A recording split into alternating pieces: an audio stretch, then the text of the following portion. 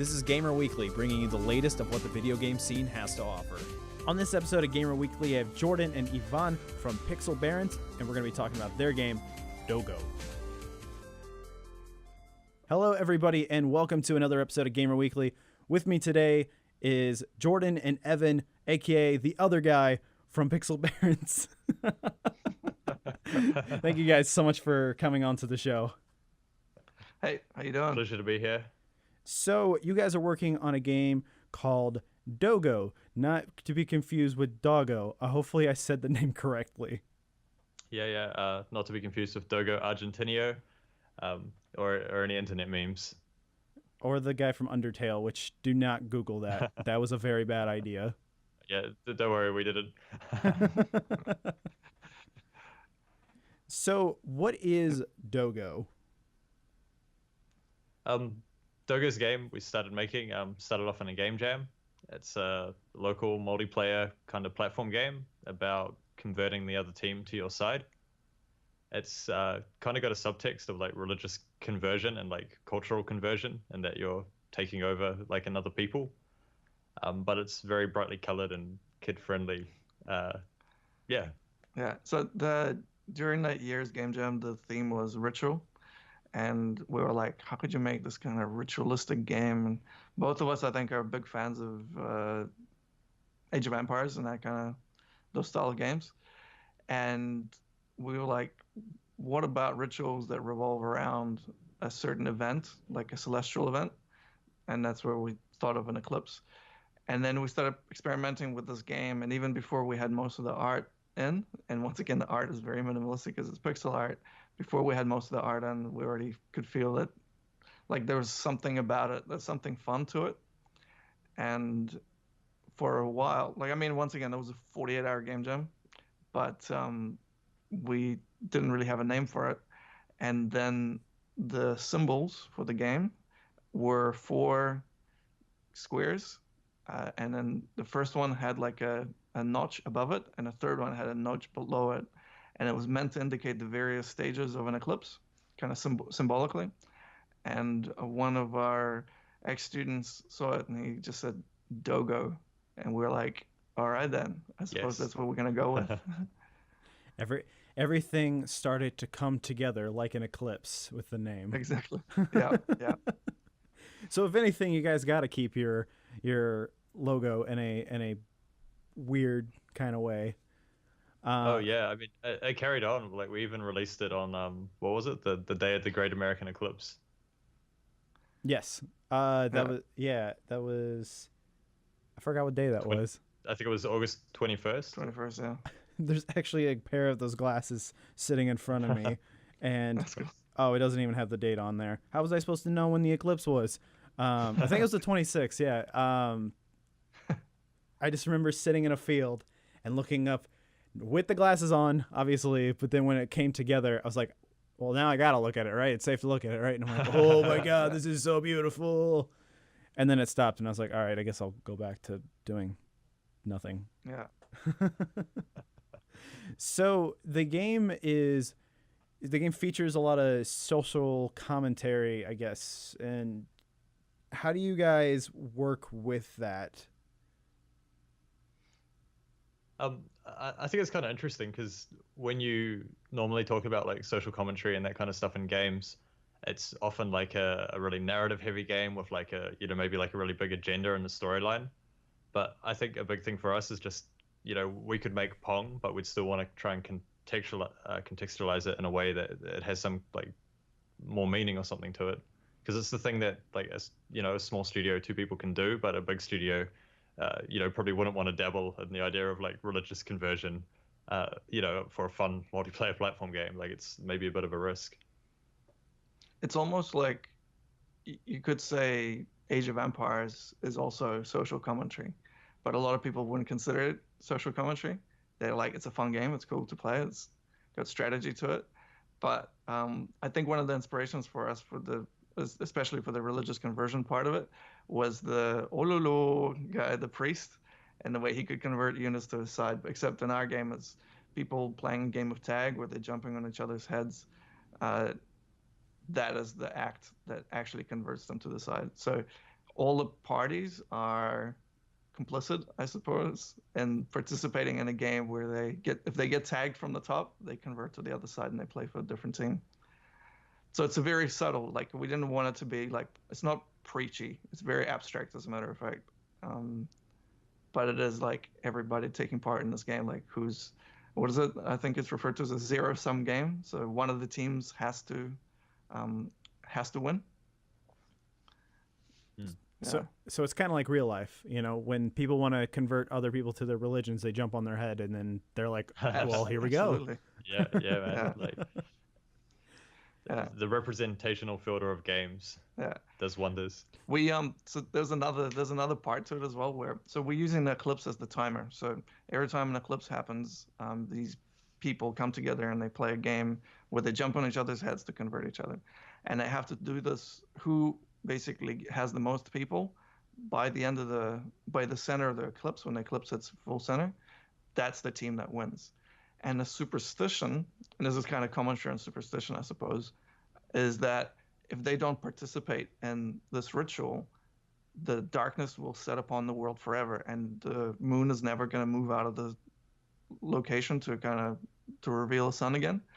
So we're using it as a timer, but that superstition is kind of fulfilled in the mechanic of the eclipse, that if the parties, both players, don't participate in the game and they just walk away, the moon does stop in front of the eclipse until somebody converts somebody, and then it keeps going further down the line, and basically that person wins the game.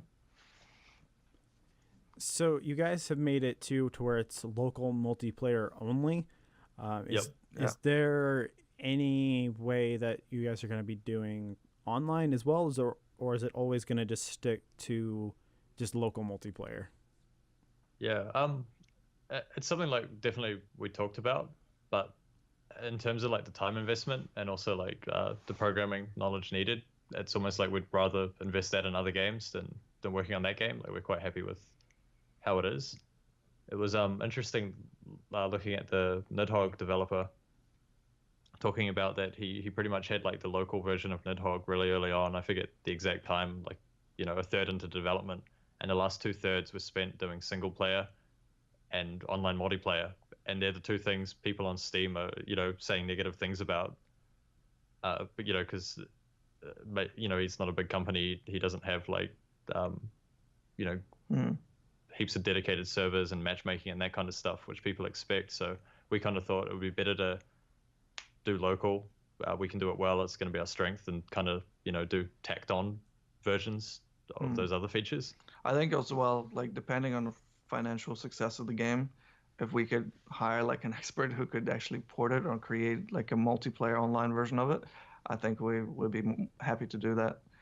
But I think actually something we talked about briefly is maybe taking it to console would be much better, because the console's got that feel where you're playing with somebody in the living room already. It's going to be something that I think would be interested more so before taking it onto Steam multiplayer or any other kind of multiplayer. Yeah. Because I feel like with indie games, they're bringing back that couch co-op thing where like a lot of like the blockbuster AAA games, like, well, if you want to play with your friends, they've got to have a console, and they also have to have a controller as well, and they have to have the online subscription to it, and this and that, and it's like, can I just play the game with my friend, please? Yeah, and I mean, so many of the popular multiplayer games also have like quite a high like skill cap and like gate of entry. Like you're not just gonna casually play Dota for the first time at a party. Well, you might, but picking up a couch co-op game is like anyone can come along and play it and get it within 2 minutes and have fun with it. There's another thing. This is a kind of a principal thing that we wanted to do. So once we realized that we weren't going to do network multiplayer or even single player, we're just going to focus completely on doing local multi. We also made all the unlockables in the game as a reward for basically spending time with your friends playing together. So if you want to unlock anything, you basically have to play with your flatmates or with your partner or whoever, and that's what is going to unlock more levels and everything else. Basically rewarding people for playing with their friends. Friendship points. Yeah. I think that's why the game took so long to develop, because our actual like mentality was like, because we love like local multiplayer games, like mainly like Sports Friends, Towerfall, Nidhogg, that kind of stuff. And we always talked about like, wouldn't it be great if it just had like one more level? Like, wouldn't it be cool if there were just like one more character? Like, I wonder why they just stopped there. So we ended up with, I think, 30 plus levels and 50 characters for 50 this, characters.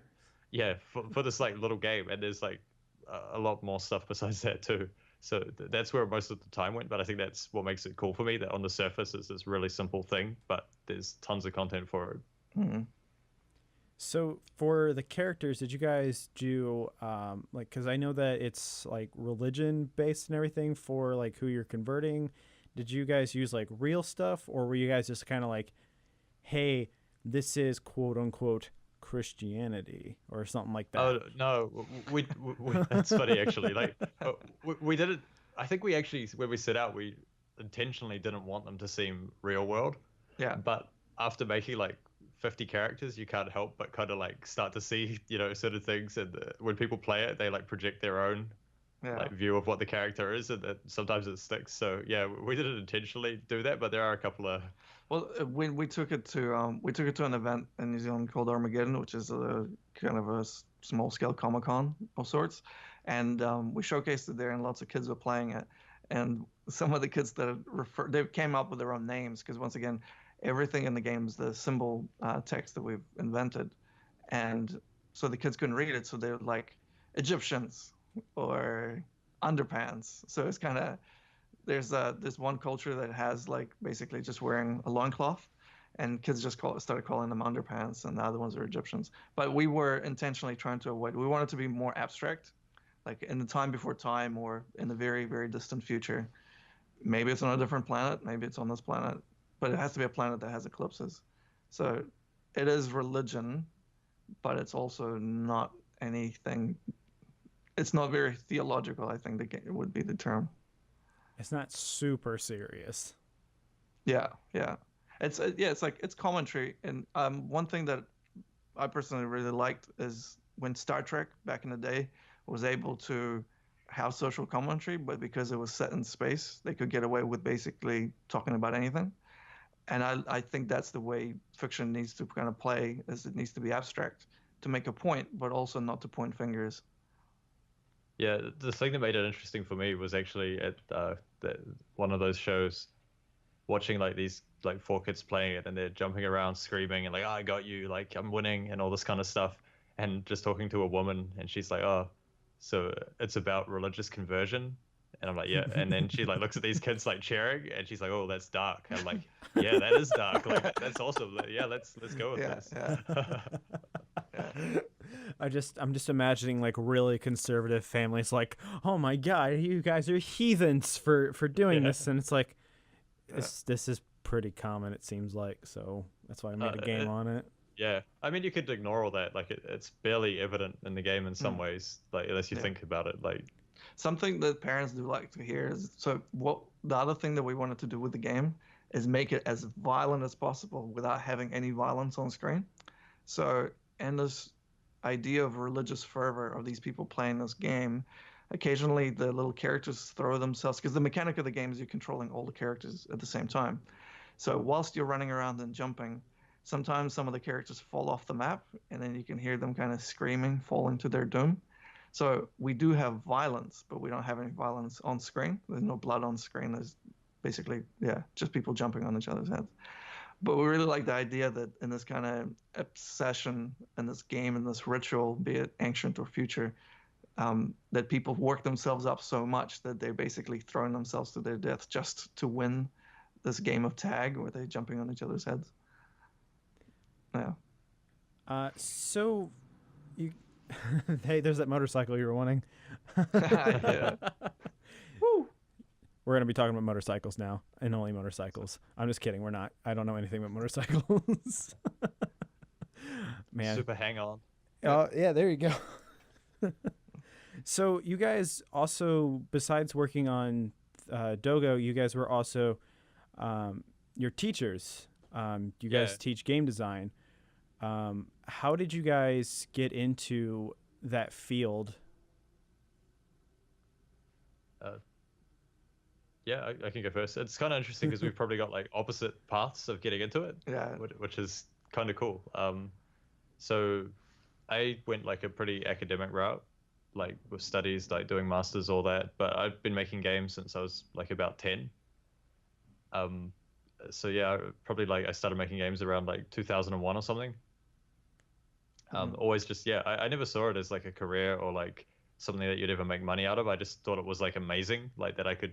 I Yeah. mean, back then especially, like what you were able to make like in a 2D game looked as good as the stuff that was coming out on Yeah. things. I was like, man, this is better than Game Boy graphics. Like, wow, Yeah. Yeah. this is cool.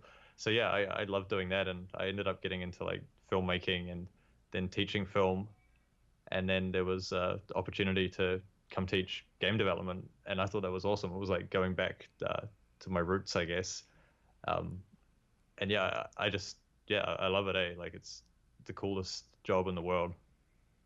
Yeah. So for me, when I'm originally from Ukraine and I came to New Zealand when I was 12, and growing up, I just wanted to be a comic book illustrator. So I used to just draw a lot, and then eventually went to art school and that.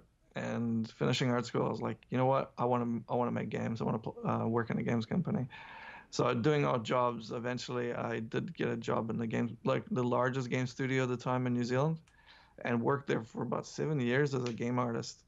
And then there was an earthquake, and I decided it was maybe time to try something new.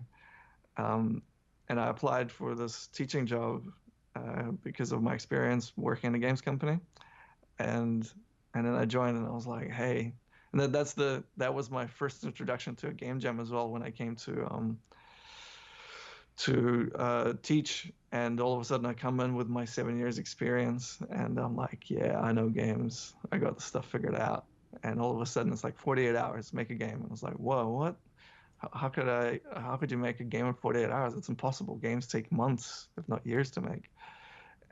But yeah, since then, I think Jordan and I've been teaching for probably about the same amount of time. And then we've done a few game jams together, and I think the one that Dogo came out of was one of the better ones for us.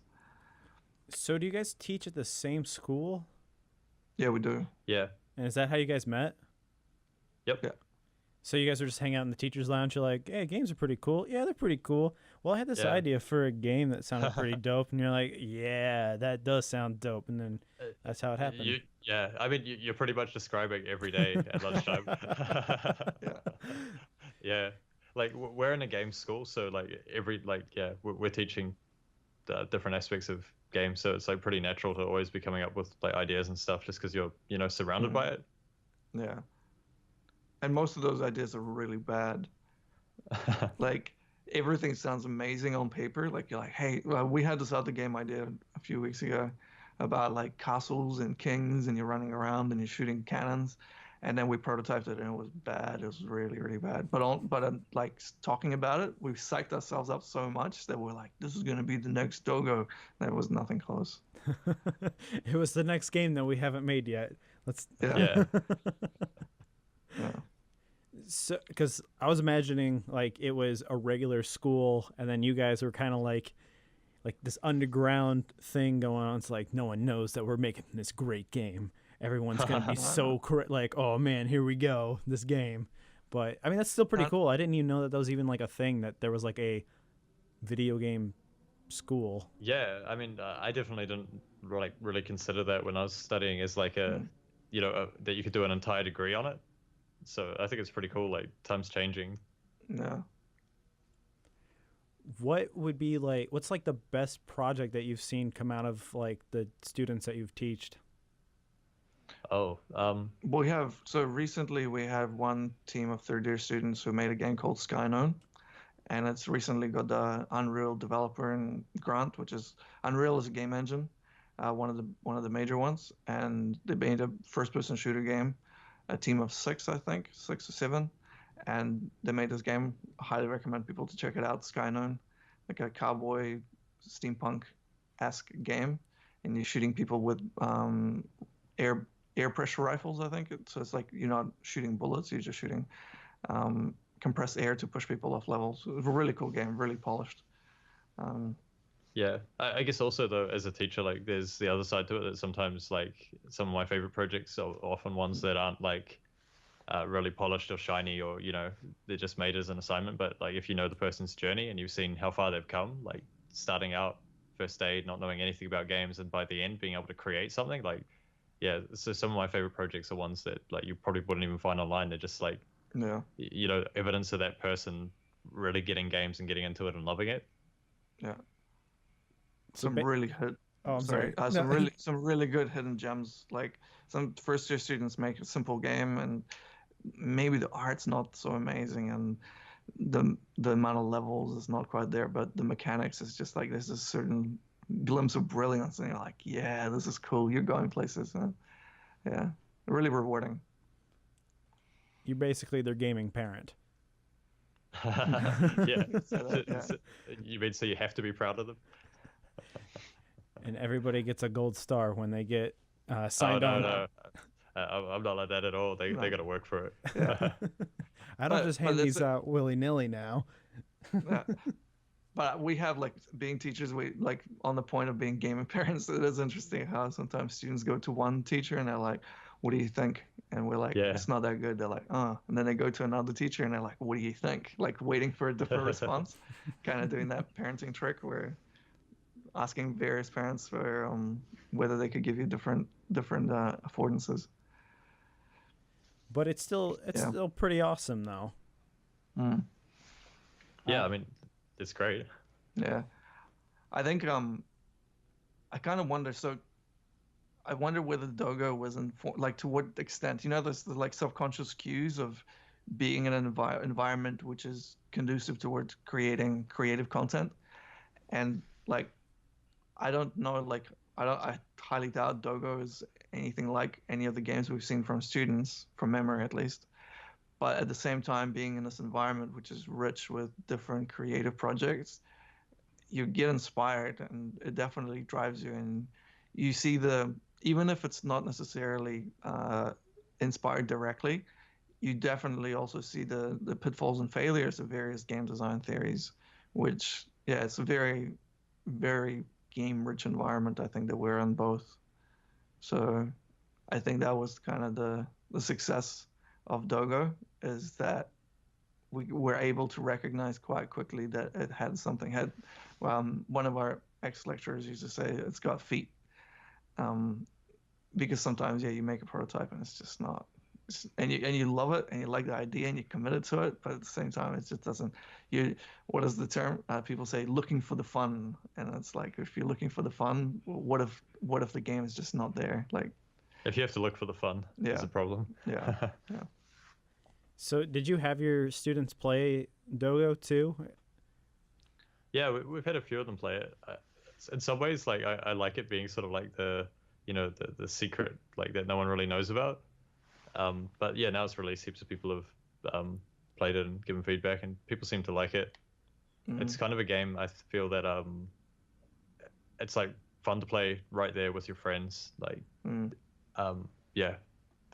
If you're around people who like similar stuff, or people you like to be competitive with, it's like the perfect thing. Because like I can just imagine a lot of the kids that you said maybe like one of theirs wasn't very good, and they just like, well, your game's not good, and you're like, I like to see you do better, and they're like, oh.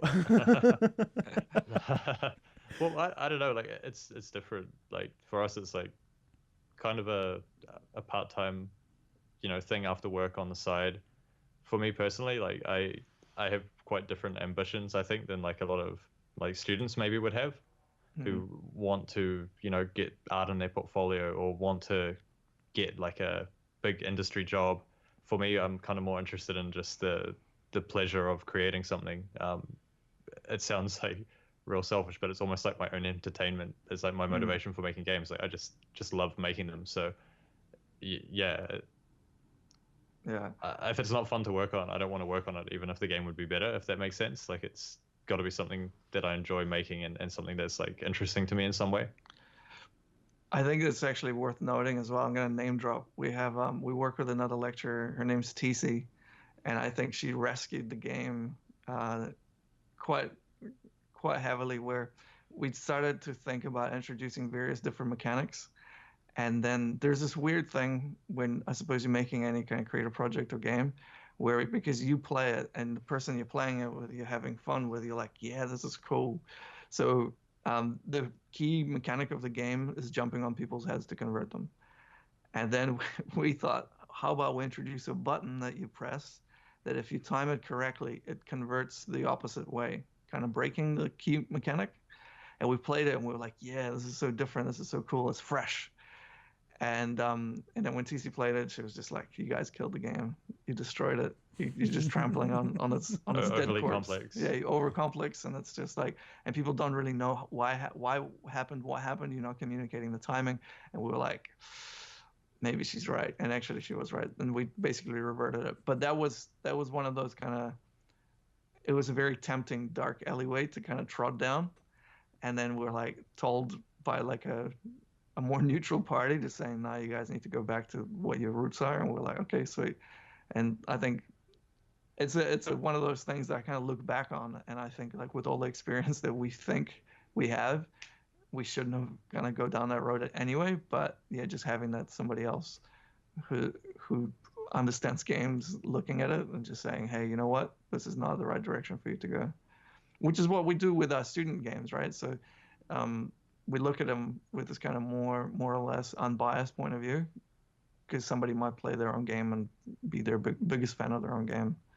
And that's also a boon, but also a kind of a, I don't know, a detriment. Yeah, I mean, you should like your own game, you know? Like, yeah. it's something that you made. Like, if you're making a game that you're not invested in, it's like, I feel like over time, it's kind of start to kind of show. So you should always be passionate about like the game that you are making. Mm. So I think overall, what does Dogo mean to you guys, and what advice would you have for people that are trying to get into games, basically? For me, it's just throw your inhibitions aside and basically just start making stuff. Probably the biggest thing is like realize that you're going to make lots of games, and the first game you make might not be, you know, your dream game. It's not going to be Destiny 2 or whatever it is that you want to play. But I don't know. I see games like I've told Ivan heaps, but like punk rock. It's just like, turn that amp on, crank it up, plug the guitar in. Doesn't matter if you don't know any music theory or you can barely play a chord. You just turn it up loud and like just start doing it, and eventually something's going to come of that. It's about the energy, it's about the enthusiasm, and if you stick at it, like, you'll get some results. And it's also, I think, about owning your limitations. So if you're like the game Dogo, we made it with Game Maker because we don't have the same amount of experience, nor do we think we'd be able to pull it off with a different game engine to the same quality. Another thing is in game development, kind of more professional big studio game development, localization is a big thing. So localization is where you make a game and you language it in as many different tongues as possible so people all over the world can play it. Now, we knew we didn't have the budget nor the desire to localize the game. So at a certain point, we decided that considering that we're using symbols for the title of the game, we were going to create this symbolic text all throughout. And to avoid localization, we were actually just going to use this kind of cryptic text and make the menu system intuitive enough that people, even if they can't read it, they should be able to navigate and figure out what they're looking at.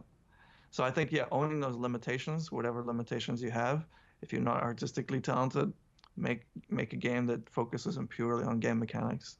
I think Thomas's Alone is an amazing game, which artistically is very minimal. But then there's other games which are artistically very what is it, the Order 1819, whatever it is, and artistically amazing, but a lot of people say gameplay is not quite there, and I'm like, yeah, but it's the 2012 movie version of a game. It looks stunning. It doesn't necessarily need to have a super deep story because you're playing it for the visuals. So I think, yeah, owning whatever limitations you have and trying to make games as quickly as possible. One of the philosophies that Jordan and I have as well is if you can't play it in a day, it's probably not worth playing. So the prototype needs to be playable within that day. It's like a magical time limit. If all of a sudden you're putting it off for like a month, or a week and saying, oh, in a week it's going to be playable in a week, there's a likelihood you're going to just waste that week on a pretty crummy game. Yeah. Like my brother he's making a game and he wants it to be his magnum opus, and he burns himself out, and I'm always like, dude, just, you gotta listen to me. Yeah. He's stubborn. He's stuck in his ways. So I guess for some it's hard, but it's like, I think not that I know anything about making games, but just making content in general, it's like just kicking like yourself, like, hey, just don't try to make this like the greatest thing ever. Just do it and just kind of see where it goes from there. So yeah. I think you can design a lot around those limitations and still make it like really great. You know, like if you are unable to do like a photorealistic character, like Ivan said, like you know, do it low poly, do it minimalistic. If you're not able to figure out how to code a double jump, just make your game have a single jump. And if you do your levels around those limitations, so the game is balanced to those things, nobody's going to notice. You know what I mean? Is it really hard to code a double jump? No, that's a bad example. Oh, I was about to say, it's like, am I like underappreciating the double jump now? Like, maybe one that, like, a good one that feels good, but I guess, I don't know, like an example from Dogo is that, like, because we were doing it to start with in a game jam, I was kind of struggling, you know, trying to quickly code with the platforming physics that your guys would like push into each other and, like, you know, like bunch up, and then some could fall off a cliff and that kind of thing. And you know, after just messing around with it for a little while, we were just like, you know what, does the game need it? Nah, let's just design it around if your guys don't collide with each other. And that brought on like different strategies. Like if they're touching each other, they jump higher.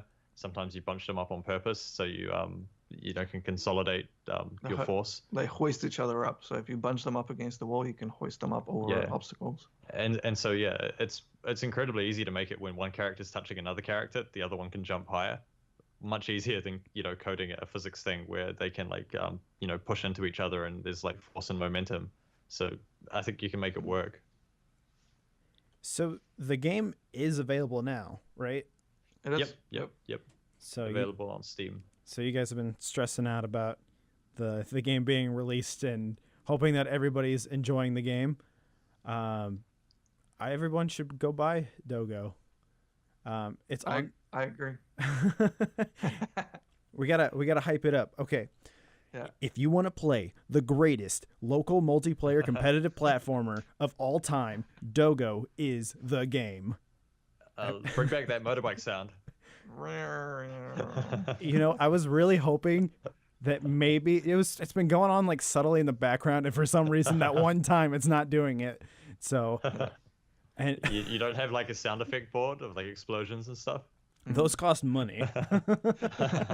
I could barely even get an intro set up for myself, let alone explosions. That takes time. So maybe I'll start a Patreon. Hey guys, support my Patreon so we can get explosions in this podcast. Yeah. Oh, don't forget like foghorns, audience claps. I think it's missing out of any interview kind of podcast is sound effects. So everyone, something that hurts the listeners' ears. Yeah. Thank you guys so much for coming onto the show. It's been great. And once again, everybody go check out Dogo. It's awesome. If you have friends, it's great to play with them. If you don't have friends, you can just use 2 controllers in both of your hands and play like that. So see which hand's better than the other one. I don't know. You do you. It's a good reason to get friends, actually. There you go. If you ever needed a reason to get friends, Dogo is one of them. And yeah, who knows? You know, take it to school, do whatever it is that wherever you go to play games. Don't play games at school. That's bad. Unless you go to a game school. Never mind. Just play it wherever you want to. It doesn't matter. Don't get in trouble. Jordan, Evan, thank you so much for coming onto the show. And cool, man. Thanks for having us. And everybody out there, if this is your first time listening to the show, check out the other episodes as well. And I never want to say like, comment, and subscribe, but you know, the more subscribers, the better. You know, hey, I got a business to run here. You know, not really. I don't make any money, but anyway, thank you guys. But do you accept mail checks? I will take anything. I will even take Dogecoins. By all means, load them up. Thank you guys so much for listening. Hope you enjoyed the episode, and goodbye, everybody.